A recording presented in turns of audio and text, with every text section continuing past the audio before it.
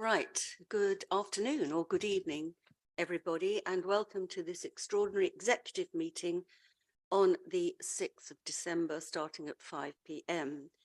This has been called so that we can go through the proposals for some of the budget items that we need to be able to take to the next council meeting next week. As will be explained, a lot of these have already been looked at, and this is just the formality of making sure that we are following procedure absolutely correctly. So the first agenda item is apologies, and I believe we have apologies from Councillor McAndrew, is that correct? Okay. The next agenda item is leaders' announcements, and actually I'd like, if I may, just to pass to a couple of my executive members who've got some things just to comment on. Councillor Kay, can I pass to you? Yes, thank you very much, Chairman. I'm pleased to say that the government is offering us some more money, which under the circumstances at the moment is encouraging. And this is through the UK Shared Prosperity Fund, where East Herts has been awarded over £200,000, £213,000 to be precise. This will help towards going to many organisations and small groups throughout the district, community grants, but also other projects as well. And we will be looking at this and spending this during the course of the current financial year. So that's very encouraging indeed. No, it's really, really good because this basically replaces some of the European funding, which obviously we no longer have access to. And this was a figure that we thought might be cut down, but in fact we've got what we asked for. Yes, and we've only heard about this in the last, I think, 36 hours, so that's really good. Yeah, good. Anyway, thank you. Councillor Goody, is there something you want to contribute?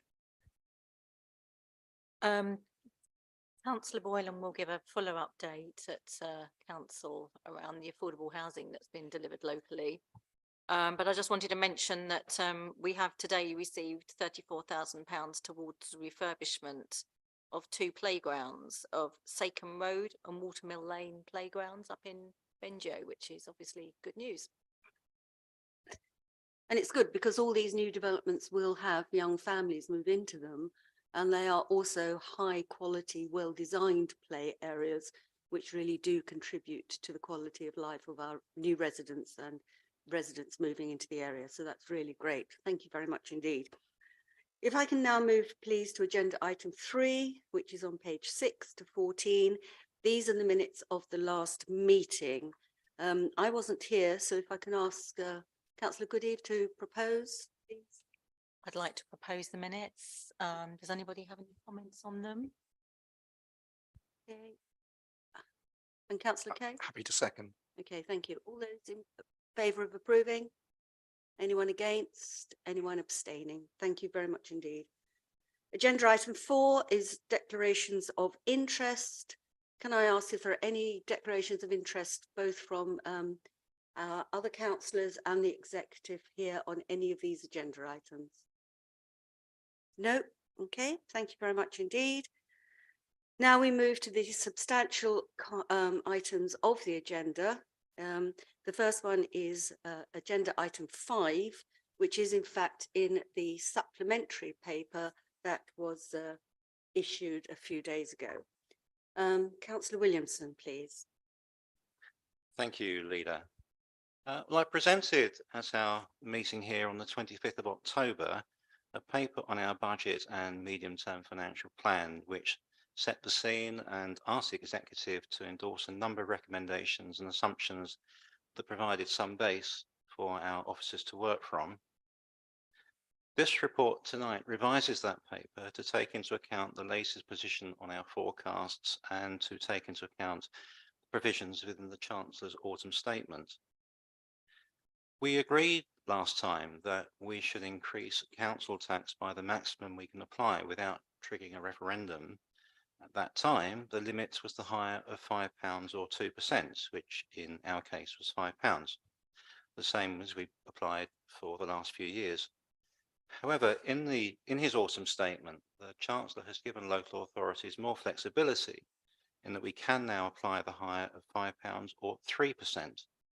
Of the two values, 3% is now the higher, which revises our maximum to an overall increase of £5.53 on a Bandy equivalent property. This equates to an equivalent of a further 1p per week, but it does raise an additional £33,000 revenue to support each year of the MTFP. Previously, I stated we had a budget gap for next year of 812,000. This has now been revised slightly upwards to 822,000, and we have been working with officers to examine where these savings can be derived.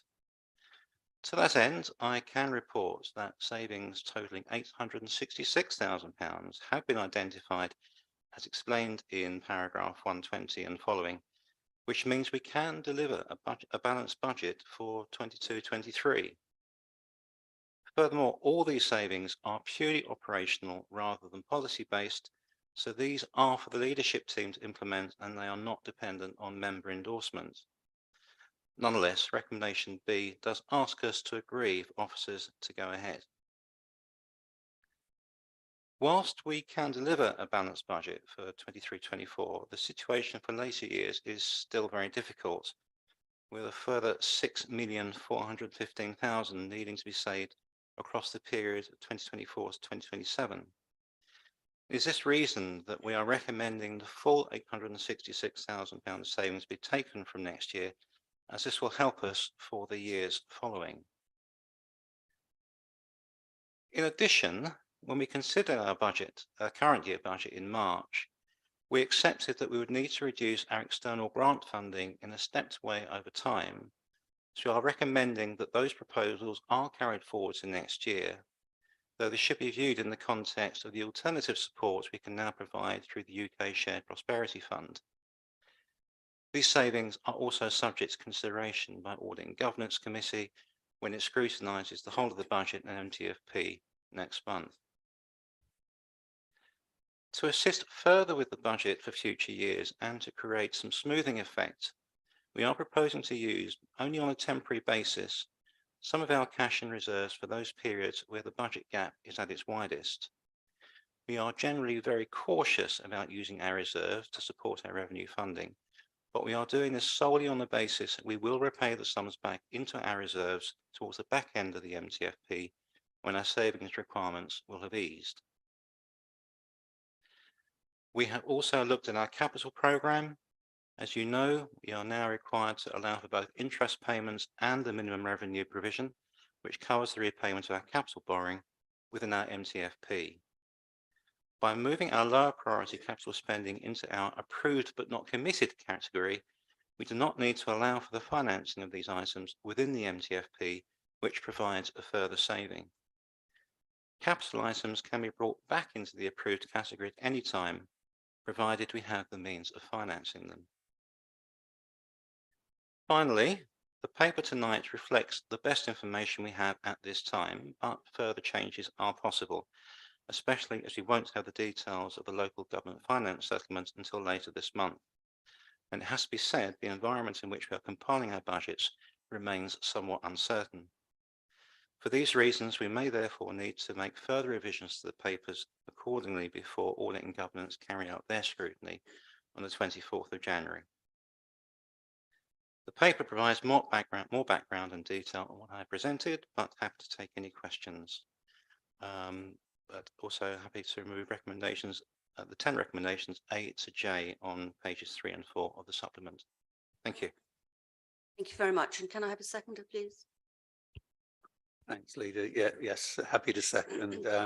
I may make a few comments. Please do. I think a very appropriate and pragmatic set of recommendations as outlined by Councillor Williamson and in the paper. And as we've heard, a large proportion of the savings are operational, but there are some reserved which the Audit and Governance Committee can look at. The very judicious use of reserves in an appropriate way, and the pausing of 9.6 million of capital spend. I think many councils will actually be using their capacity to go up to the full 3%, given the times that we're in, the financial pressures. But it was also very good to hear that we can support the community through the Shared Prosperity Fund. which hopefully is not just for this year, but in the next 2 or 3 years too. So really, really good from that point of view. But I'm happy to second the recommendations. Thank you, Leader. Thank you very much indeed. If I may just also make a couple of comments. Very unusually at the beginning of this paper, it explains the issues that we had with our ICT service, which impacted officers' ability to put the budget together in a timely way by 6 days. And I think I would like to thank Stephen and his team for actually pulling this together in a very short, tight period of time. And if you would pass on our thanks to your team, Stephen, I'd be grateful. Thank you very much indeed. I think it is also very incumbent upon us all to realise that these are difficult times for all of us. We have legally to present a balanced budget. Otherwise, we will be in the same position as Croydon or Thurrock or Northamptonshire in recent years. And it is sometimes these decisions aren't going to be easy. But at the moment, we still have the ability to make sure that there are savings coming through on transformation, etc., which enable us to still continue to provide services of the quality that we want to be able to provide to our residents. And that's very important for all of us as councillors. There will still be difficult decisions to take in coming years. But again, this budget sets the basis for the continued prosperity of us as a council and for our residents. I would now happy to take any comments or questions from anybody else. Oh, sorry, Councillor Curtis, I can't see you there. So if you want to move, that might be. Not to worry, I'll stay here. Thank you, Councillor Hazy. So my first question is in reference to recommendation D, where the executive is being asked to agree that in order to smooth the delivery of the substantial savings targets over the MTFP, that the general reserve and the interest equalisation reserve are used as reported. Now, surely it would be more prudent if we need to make these savings to just get on with them. What do you mean by smoothing the delivery? I mean, that sort of, I'd rather see us get on with making the savings. I mean, perhaps Deputy Leader can shed light on that. Yes, thank you, Councillor Curtis. Well, as you'll see from the MTFP, the savings you need to make are rather sort of loaded towards the years 24, 25, 25, 26. Mm-hmm. So by using money from reserves, we can put money into those years so that the savings target is slightly reduced, but on the basis that we would then further down the line put the money taken from those reserves back into the reserves, so the net position at the end of the process will be unchanged. Thank you for confirming that. Just supplementary on that, and can we be confident that we will not have any currently unexpected additional items of expenditure in those 2 financial years that you've mentioned? Well, we can only work on the best figures that we have. It's difficult to anticipate what's not known. But we believe this is a prudent and judicial use of those reserves. Thank you for that. And on recommendation E, executive is being asked to agree that a temporary use of 400k of the New Homes Priority Spend Reserve, repayable in 27/8 and 28/9, may be used to assist with smoothing the delivery of savings as reported. So we're confident that all of this £400,000 will be repaid. How will that be repaid? I mean, that's we're talking 5 years away, 6 years away. I'm very impressed that we know how much we're going to be spending and how much income we're going to have during those 2 years already. So we're 100% confident that we will be able to repay this £400,000. Well, that's all we can plan for. It's the same situation as the previous question, in the sense it's further use of reserves to help the smoothing effect. Yes, in a sense, who can say where we're going to be in 5 years' time? But we can only plan for, the MTFP covers that period. So we have planned to repay those, that cash back into the reserves at that time. Well, thank you for confirming that. In that case, so in your plans, where's this £400,000 going to come from in terms of the repayment of it? So well, you must have planned for that. That's a massive sum of money. Which items did it come from? Councillor Buckmaster, do you want to? Thank you. Just, I can give an opinion on that, and I think we're also working on a series of transformations for the council as a whole. So the idea is that over a period of time, we not only reduce our costs, but we also increase our revenue. So these are things that we're aiming to do. Of course, I think Councillor Williamson is not able on this particular evening to say specifically when that might be, but these are the plans that we're working towards. Thank you, Leader. And those savings and opportunities are listed to us as far as possible in the budget. Thank you for confirming that. One final question I have on this item now. Recommendation, oh gosh, where is it? There's so many recommendations here. Recommendation I, to delegate, the executive is being asked to delegate to the head of strategic finance and property in consultation with the deputy lead and the executive member for financial sustainability, the ability to amend the budget and medium-term financial plan to reflect the local government finance settlement and other emerging information, etc., etc. That's ahead of the Audit and Governance Committee next month on my birthday. I'm wondering, so this power has been delegated to the head of strategic finance and property. I mean, it says in consultation with deputy leader and executive member for financial sustainability, but can you please confirm the deputy leader will be the one actually taking the decisions at the end of the day on this? I mean, I thought that it was the executive members that are tasked with doing that under the council's constitution. Yes, I can confirm that. Thank you, Councillor Curtis.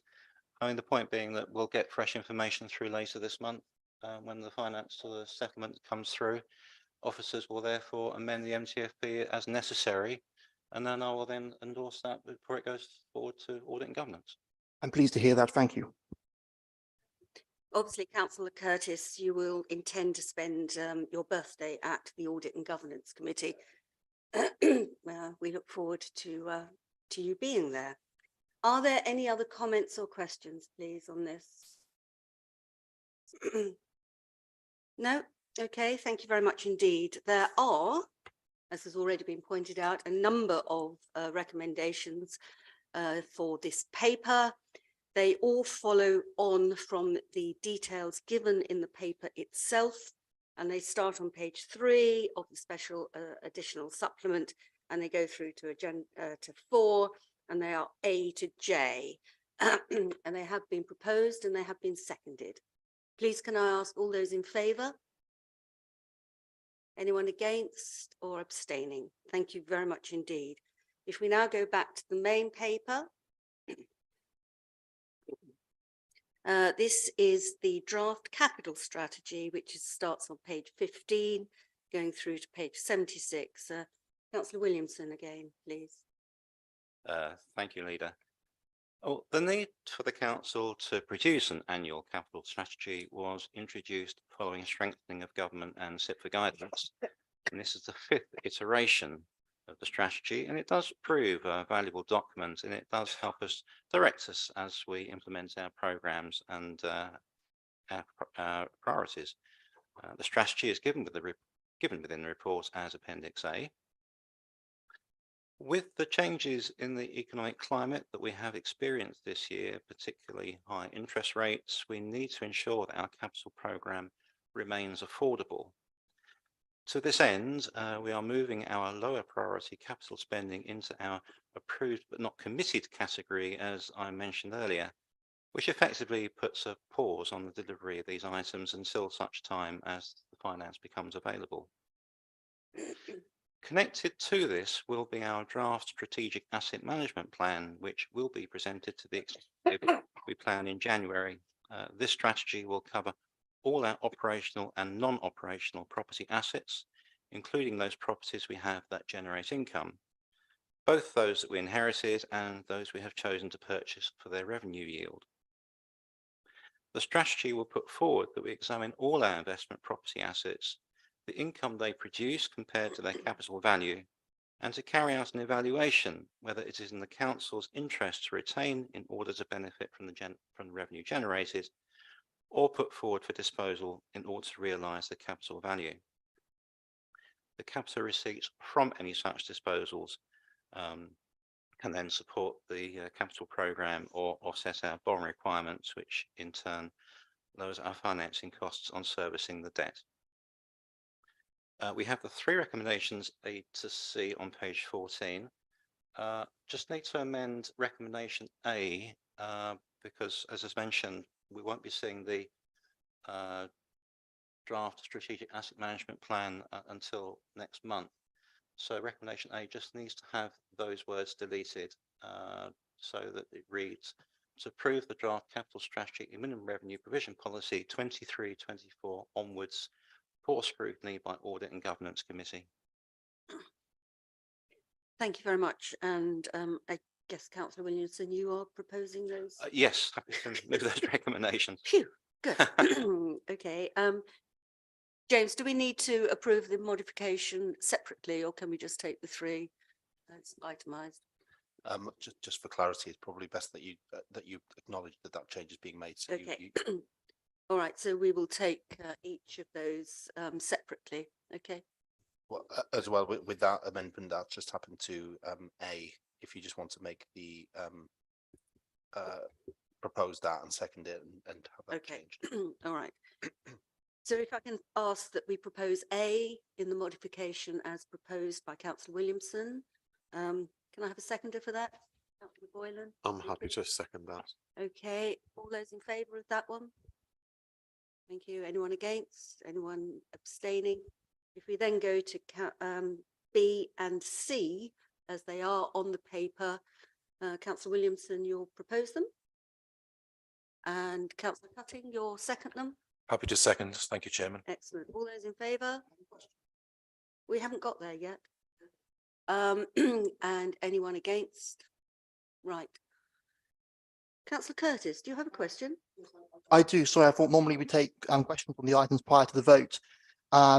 So the recommendation B on this item is to endorse the principle of selling assets to raise capital receipts to reduce the revenue cost of the capital and authorise officers to prepare initial list and marketing strategy for assets for sale for approval by the executive.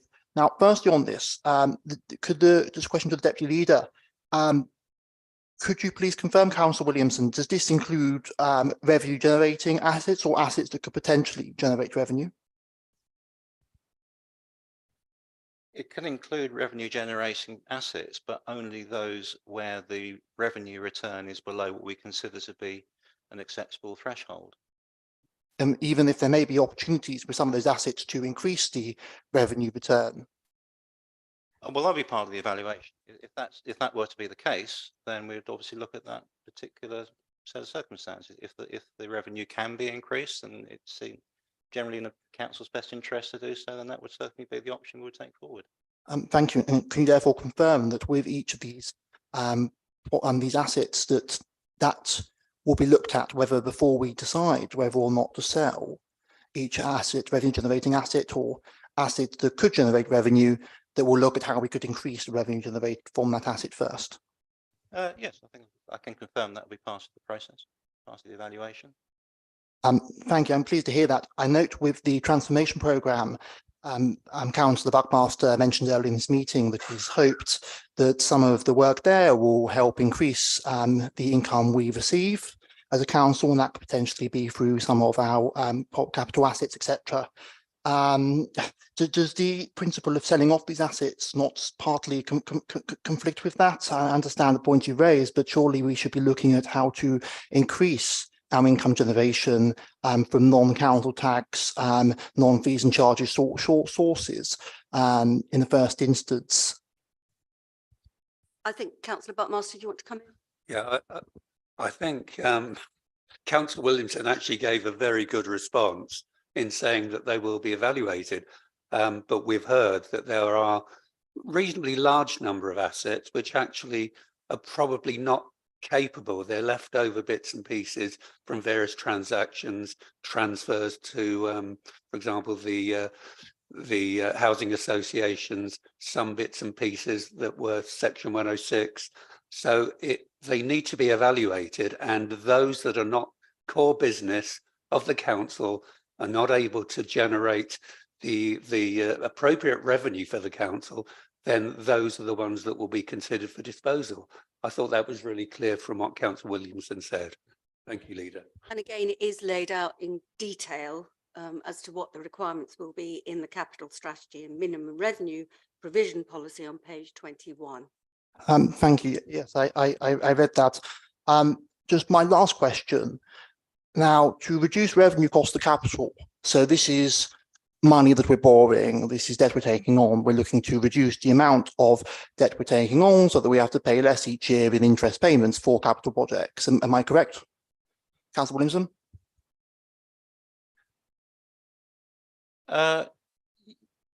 Yes, if I understood the question correctly.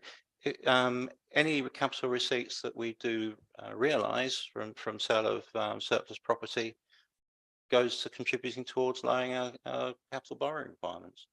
Thank you. And that comes at the cost of the income to the revenue budget that we have each year currently from income generating assets. Am I correct? Well, Sorry, can I just, Stephen, do you want to come in on that one? Because I think you're looking, you may be able to help Councillor Curtis understand a little bit more. Thank you, Leader. When we are looking at assets suitable for disposal, we ask ourselves, first of all, does it actually contribute anything to the corporate plan? And if it's not contributing to the corporate plan, are we holding it for its capital to appreciate or for it to deliver income? Now, if it's not a capital appreciating asset and it's not delivering income and it's not used in service provision, which meets the capital programme, then we really shouldn't be holding that piece of land. And indeed, we have surplus assets in the balance sheet that have been surplus for many years that have been held in the balance sheet as surplus assets because they're waiting for we're waiting for the market to improve. Now they currently have an estimated market value of 2.4 million. They've already been declared surplus, so they will be the first assets that we bring forward to executive, and we will go through a process of saying, and I have to be perfectly honest with you, most of it has actually got nothing on it at all. And if it has got something on it, it's tending to be car parking, but it's people just parking on it because it's there. And an abandoned porter cabin in one case in Watford Stone. But we have those assets, they're surplus to requirements, they've been surplus for a long time, and they'll be the first ones we bring forward to sell. We are not in any way, shape or form going to take a look at a car park down the road like Gascoigne Way and go, we'll sell that. That's not part of what this is about. This is about what are we holding that isn't actually delivering on the corporate plan, what isn't delivering a suitable income return to the council, and it's in that case we'll put it forward to be sold. But of course, it's a member decision what's taken forward to be sold. I think we also include a couple of toilets in it as well, don't we? So thank you. Three. Councillor Hazy, just on that.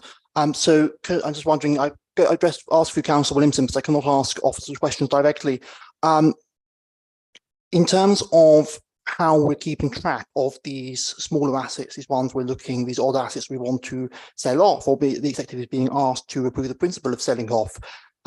When did we last review how much how much money we could be making out of these assets, whether it'd be worth investing in any of them? I mean, this must surely be reviewed annually. Can you please confirm when this was last reviewed and whether an up-to-date register is in place of all of these assets and potential revenue streams that could be generated through them, including with some capital investment? Well, I know that our property assets are revalued every year for purpose of the statement of account.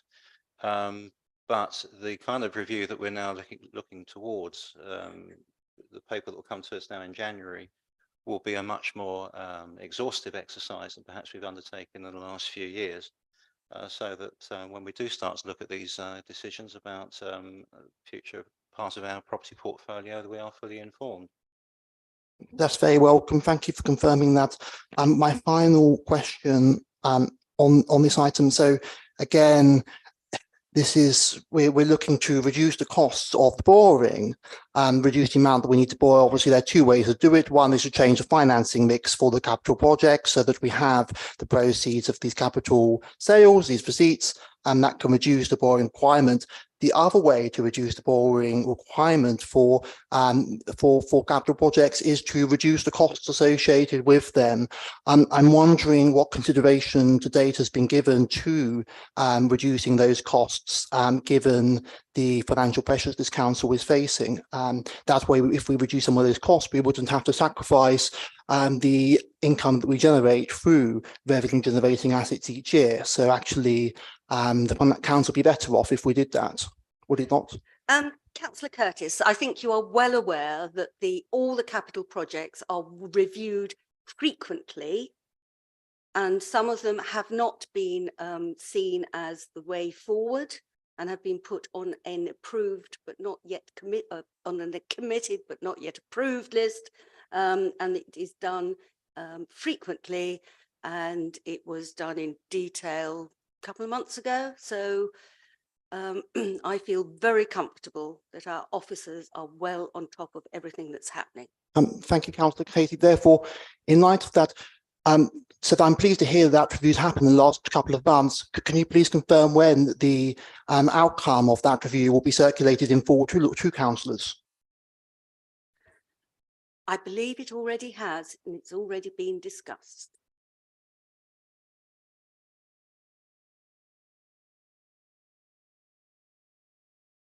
Right. We've actually already voted on the strategy. Are we all happy, given the conversation that we have been having, that we carry on with the recommendations, A, which has been modified, and B and C, which have been accepted? All okay? Is that all right, James? Okay, thank you very much indeed. Right, agenda item 7, which is the template to calculate full cost recovery under the fees and charges policy. This has been brought in so that we have a very transparent and equal way of looking at full cost recovery on all our projects. So, Councillor Williamson. Thank you again, Leader. Well, this relates to the decision taken by Council last December to implement a policy whereby all fees and charges are set to recover the full costs of provision. So what we are being presented with tonight is essentially a technical piece of work describing the templates which officers have developed along with the necessary background data which will enable our services to calculate the correct fee or charge in line with that policy. This will enable the calculations to be made easily and in a consistent manner across all parts of the council. The full details with an example in the papers, but happy to take any questions. Otherwise, we have the 2 recommendations on page 76, which I am pleased to move. Thank you. And a seconder, please. Yeah, I'm happy to second. Okay, great. Any comments or questions on this paper? No. Really good piece of work, and it will actually just be very clear as to what we're doing, how we're doing it, and if we are going to take any community or social value into account. So thank you very much indeed for getting this done. All those in favour? Anyone against or abstaining? No, so that's carried. Thank you very much indeed. I don't believe we have any urgent business. And thank you all for coming, and thank you all for watching.